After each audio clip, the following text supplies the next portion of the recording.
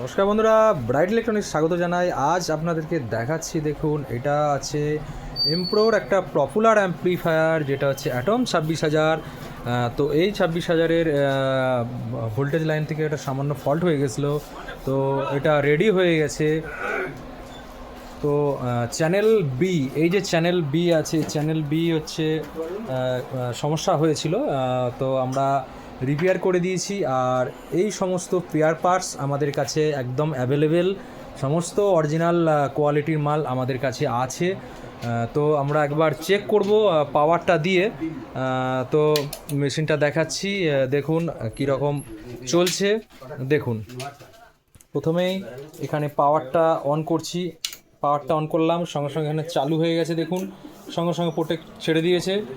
আচ্ছা, প্রোটেক্ট ছেড়ে দেওয়ার পর আমরা এখানে একটা চিপ লাইনের সিগন্যাল লাগিয়ে রেখেছি। আর আমরা এখানে একটা 18 ইঞ্চি বক্স লাগিয়ে রেখেছি। তো দেখবো প্রেশার দিয়ে আমরা সাউন্ডটা কীরকম চলছে। তো দেখুন এখানে দেখুন 4টে ফ্যান আছে, 4টে ফ্যান কিন্তু খুব স্লোলিভাবে চলছে। আর এটা যখন হিট হয়ে যাবে স্পিডটা অনেক বেড়ে যাবে। আর ট্রান্সফর্মার সাইজার আমি আগেও দেখিয়েছি ভিডিওতে, মানে এত বড় ট্রান্সফর্মার সম্ভবত অন্য কোনো অ্যাম্প্লিফায়ারে এখনও পর্যন্ত আমরা দেখিনি। তো দেখুন এই চ্যানেলটা আমরা চালাচ্ছি।